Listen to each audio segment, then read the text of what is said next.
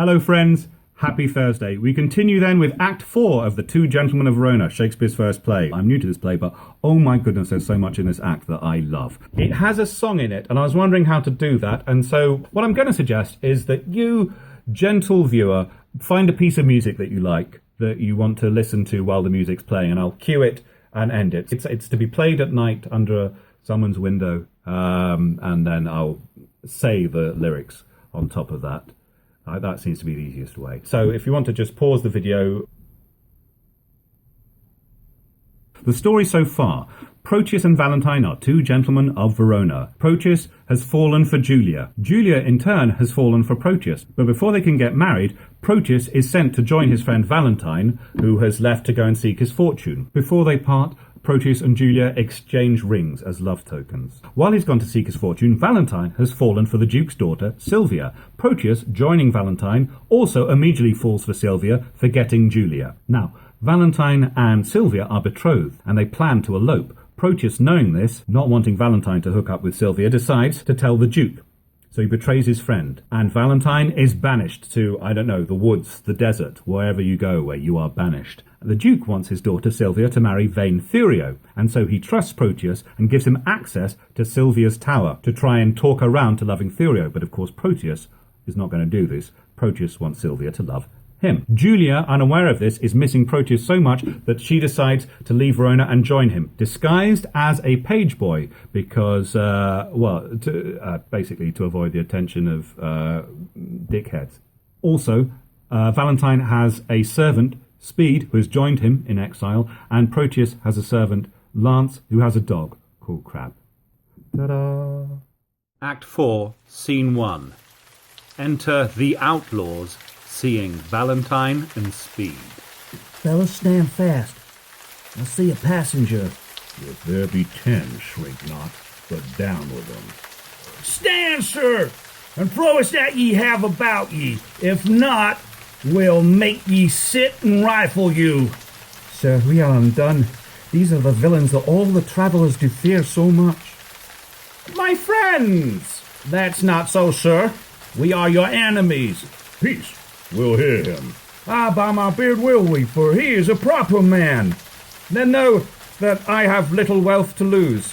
A man I am, crossed with adversity. My riches are these poor habiliments, of which if you should here disfurnish me, you take the sum and substance that I have. Whither travel you? To Verona. Whence came you? From Milan. Have you long sojourned there? Some 16 months, and longer might have stayed if crooked fortune had not thwarted me. What? Were you banished thence? I was. For what offence? For that which now torments me to rehearse. I killed a man, whose death I much repent, but yet I slew him manfully in fight, without false vantage or base treachery. Why, ne'er repent it, if it were done so. But were you banished for so small a fault? I was, and held me glad of such a doom. Have you the tongues? My youthful travel therein made me happy, or else I had been often miserable. Oh, by the fair scalp of Robin Hood's fat friar, this fellow were a king for our wild faction. We'll have him. Sirs, a word. The outlaws confer. Master, be one of them. It's an honourable kind of thievery. Peace, villain. Tell us this. Have you anything to take to? Nothing but my fortune. Well, know then that some of us are gentlemen, such as the fury of ungoverned youth, thrust from the company of awful men. Myself was from Verona banished for practising to steal away a lady, an heir, and near allied unto the Duke. And I from Mantua for a gentleman who, in my mood, I stabbed unto the heart.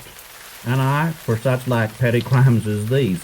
But to the purpose, for we cite our faults, that they may hold excused for our lawless lives, and partly seeing you are beautified with goodly shape, and by your own report a linguist, and a man of such perfection as we do in our quality much want. Indeed, because you are a banished man, therefore above the rest we parley to you. Are you content to be our general, to make a virtue of necessity and live as we do in this wilderness? What sayst thou? Wilt thou be of our consort? Say I, and be the captain of us all. We'll do thee homage, and be ruled by thee. Love thee as our commander and our king. But if thou scorn our courtesy, thou diest. Thou shalt not live to brag what we have offered. I take your offer, and will live with you, provided that you do no outrages on silly women or poor passengers. Oh no, we detest such vile base practices. Come, go with us. We'll bring thee to our cruise, and show thee all the treasure we have got, which with ourselves all rest at thy dispose. Excellent. Scene 2. Enter Proteus. Already have I been false to Valentine, and now I must be as unjust to Thurio. Under the colour of commending him, I have excess my own love to prefer. But Sylvia is too fair, too true, too holy to be corrupted with my worthless gifts. When I protest true loyalty to her, she twits me with my falsehood to my friend. When to her beauty I commend my vows, she bids me think how I have been forsworn in breaking faith with Julia, whom I loved. And notwithstanding all her sudden quips, the least whereof would quell a lover's hope, yet, spaniel-like, the more she spurns my love, the more it grows and fawneth on her still. But here comes Thurio.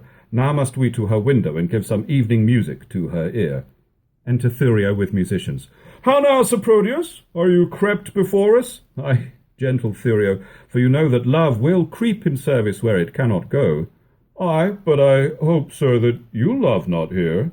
Sir, but I do, or else I would be hence. Who, Sylvia? Ay, Sylvia, for your sake. Oh, I thank you for your own. Now, gentlemen, let's tune, and to it lustily a while. Enter the host and Julia, dressed as a page boy. They talk apart. Now, my young guest, methinks you're melancholy. I pray you, why is it? Marry, mine host, because I cannot be merry. Well, come, we'll have you merry. I'll bring you where you shall hear music, and see the gentleman that you asked for. But shall I hear him speak? Aye, that you shall. Well, that will be music. Hark, hark! Was he among these? Aye, but peace, let's hear him. Music. Who is Sylvia? What is she that all her swains commend her? Holy, fair, and wise is she. The heaven such grace did lend her, that she might admired be. Is she kind as she is fair? For beauty lives with kindness. Love doth to her eyes repair, to help him of his blindness, and being helped, inhabits there. Then to Sylvia let us sing, that Sylvia is excelling. She excels each mortal thing upon the dull earth dwelling. To her let us garlands bring. How now? Are you sadder than you were before? How do you, man? The music likes you not? Oh, you mistake. The musician likes me not. Why, my pretty youth? He plays false, father. Ah, what, out of tune on the strings? Not so, but yet so false that he grieves my very heartstrings. You have a quick ear. I would I were deaf. It makes me have a slow heart. Yeah, I perceive you delight not in music. Not a whit when it jars so. Hark, what fine changes in the music. Aye, that change is the spite. What, you'd have them always play but one thing? I would always have one play but one thing. But, host, doth this Proteus that we talk on often resort unto this gentlewoman?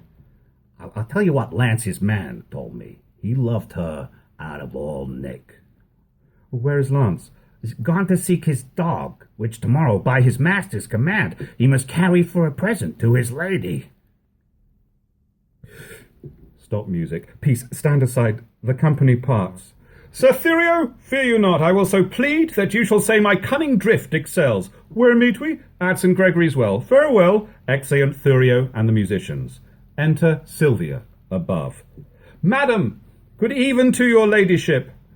I thank you for your music, gentlemen. Who is that spake? One lady, if you knew his pure heart's truth, you would quickly learn to know him by his voice. Sir Proteus, as I take it. Sir Proteus, gentle lady, and your servant. What's your will? That I may compass yours. Well, you have your wish. My will is even this, that presently you hie you home to bed, thou subtle, perjured, false, disloyal man. Think'st thou I am so shallow, so conceitless to be seduced by thy flattery that has deceived so many with thy vows? Return, return, and make thy love amends. For me, by this pale queen of night, I swear, I am so far from granting thy request that I despise thee for thy wrongful suit, and by intend to chide myself even for this time I spend in talking to thee. I grant, sweet love, that I did love a lady, but she is dead. 'Twere false if I should speak it, for I'm sure she's not buried. Say that she be. Yet Valentine thy friend survives, to whom thyself art witness I am betrothed. And art thou not ashamed to wrong him with thy importunacy? I likewise hear that Valentine is dead. And so suppose am I, for in his grave assure thyself my love is buried. Sweet lady, let me rake it from the earth. Go to thy lady's grave, and call hers thence, or at the least in her sepulchre thine. He heard not that. Madam, if your heart be so obdurate, vouchsafe me yet your picture for my love. That picture that is hanging in your chamber, to that I'll speak, to that I'll sigh and weep. For since the substance of your perfect self is else devoted, I am but a shadow, and to your shadow will I make true love. If 'twere a substance, you would sure deceive it, and make it but a shadow, as I am. I am very loath to be your idol, sir. But since your falsehood shall become you well to worship shadows and adore false shapes, send to me in the morning, and I'll send it, and so good rest. Exit. As wretches have o'er night that wait for execution in the morn. Exit. Host, will you go? Ah, by my, hold up, I was fast asleep. Pray you, where lies Sir Proteus? Marry at my house. Oh, trust me, I think 'tis almost day. Not so, but it hath been the longest night that e'er I watched, and the most heaviest. Exeunt. Scene 3. Enter Sir Eglamour.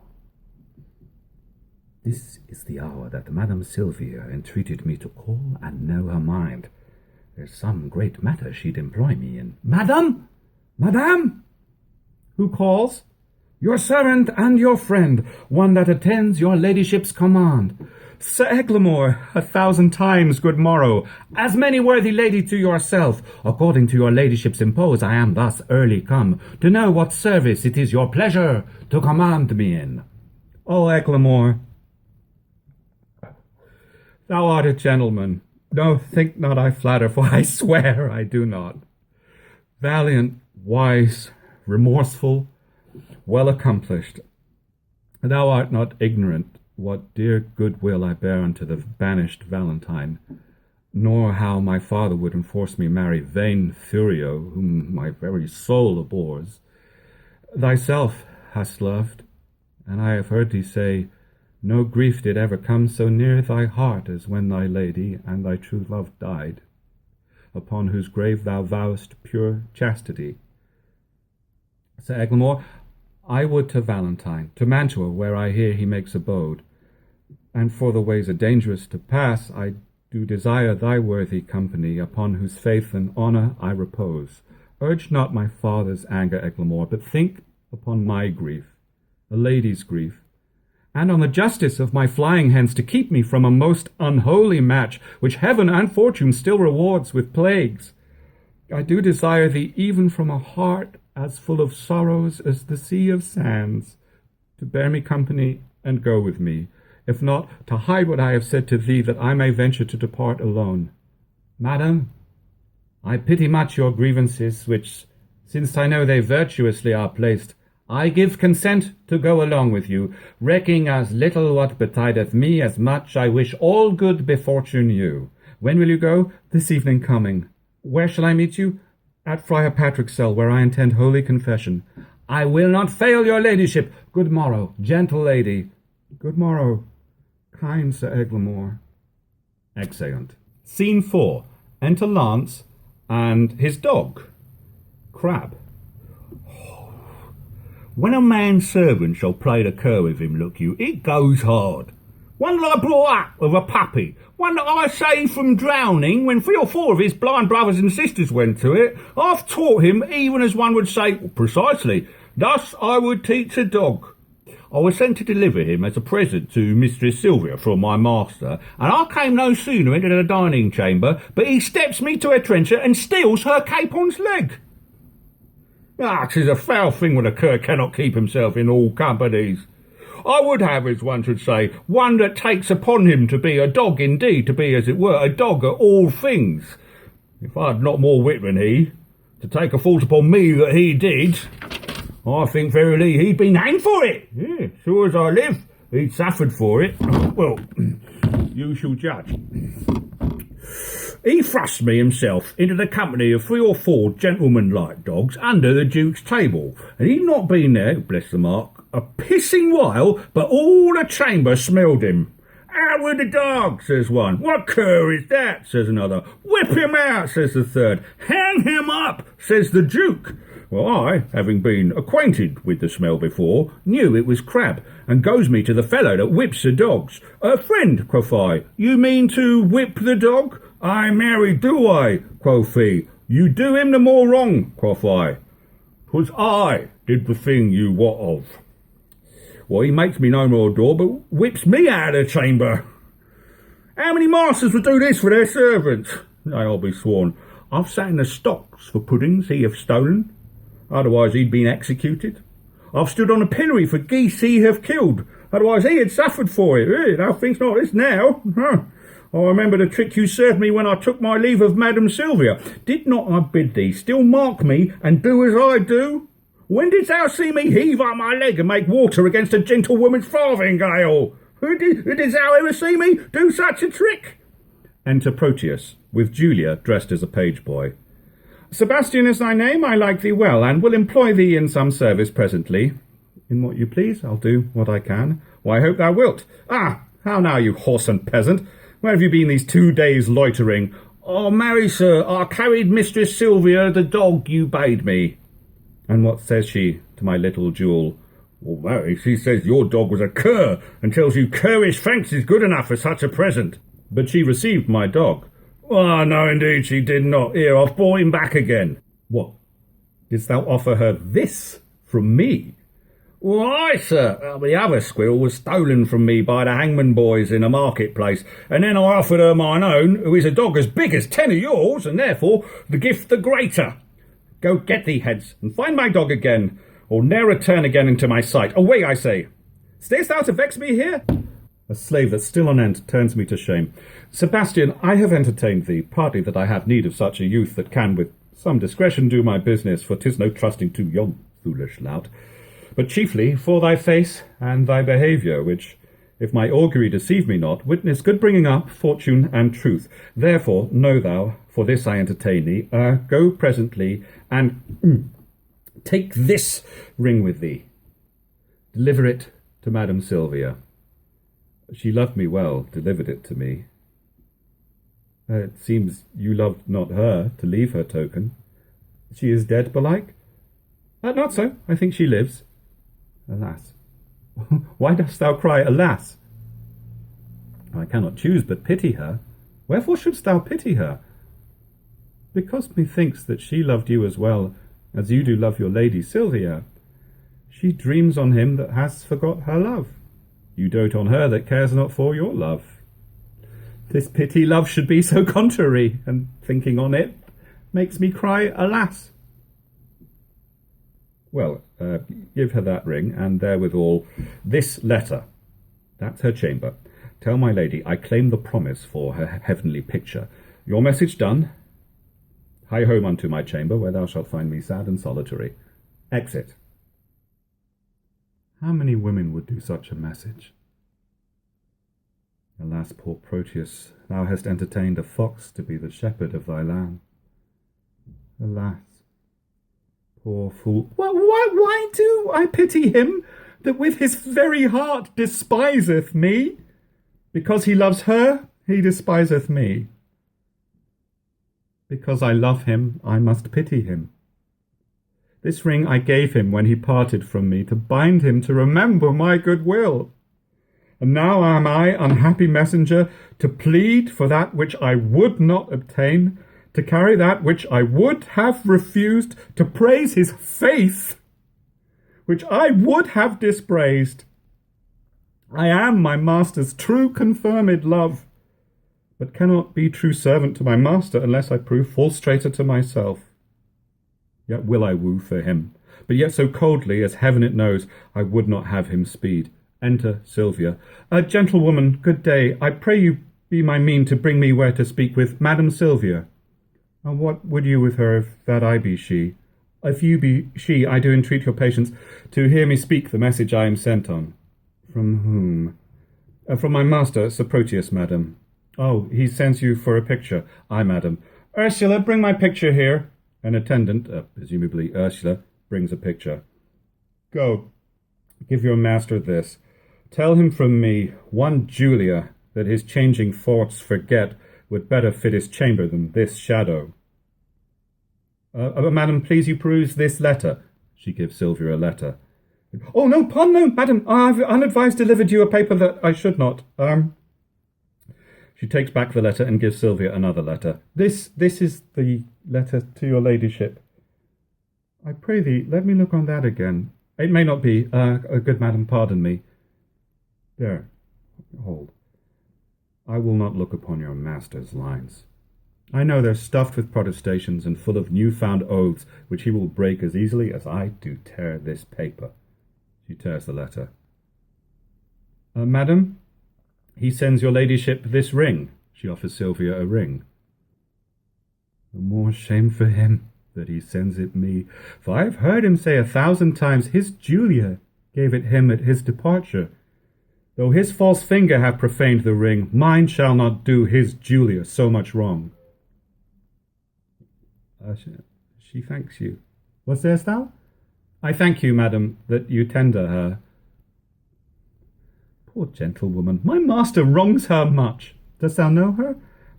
Almost as well as I do know myself. To think upon her woes, I do protest that I have wept 100 several times. Belike she thinks that Proteus hath forsook her. Yeah, I think she doth, and that's her cause of sorrow. Is she not passing fair? She hath been fairer, madam, than she is. When she did think my master loved her well, she in my judgment was as fair as you. But since she did neglect her looking-glass, and threw her sun-expelling mask away, the air hath starved the roses in her cheeks, and pinched the lily tincture of her face, that now she has become as black as I. How tall was she? About my stature. For at Pentecost, when all our pageants of delight were played, our youth got me to play the woman's part, and I was trimmed in Madam Julia's gown, which served me as fit, by all men's judgments, as if the garment had been made for me. Therefore I know she is about my height. And at that time I made her weep a good, for I did play a lamentable part, madam. 'Twas Ariadne passioning for Theseus' perjury and unjust flight, which I so lively acted with my tears, that my poor mistress, moved therewithal, wept bitterly. And would I might be dead, if I in thought felt not her very sorrow. She's beholden to thee, gentle youth. Alas, poor lady, desolate and left. I weep myself to think upon thy words. Here, youth, there is my purse. I give thee this, for thy sweet mistress' sake, because thou lovest her. Farewell. Exit. And she shall thank you for it, if e'er you know her. A virtuous gentlewoman, mild and beautiful.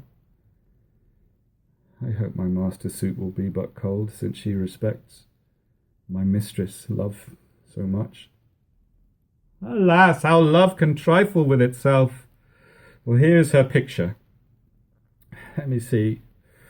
I think if I had such attire, this face of mine were full as lovely as is this of hers. And yet the painter flattered her a little, unless I flatter with myself too much. Her hair is auburn, mine is perfect yellow. If that be all the difference in his love, I'll get me such a coloured periwig. Her eyes as grey as glass, and so are mine. Ay, but her forehead's low, and mine's as high. What should it be that he respects in her, but I can make respective in myself, if this fond love were not a blinded god? Come, shadow, come, and take this shadow up, for 'tis thy rival. She picks up the portrait. Oh, thou senseless form, thou shalt be worshipped, kissed, loved, and adored. And were there sense in his idolatry, my substance should be statue in thy stead. I'll use thee kindly for thy mistress' sake that used me so. Or else, by Jove, I vow I should have scratched out your unseeing eyes to make my master out of love with thee. Exit. And that is the end of Act 4, which I adore. Act 3 is there. The last act of this play, when it's done, will go up there. Thank you for watching. Thank you for all your comments and also suggestions and feedback. I'm still not quite sure how to do this best. Thank you for tips. Thank you for watching. I hope you're all doing tremendously. Bye-bye.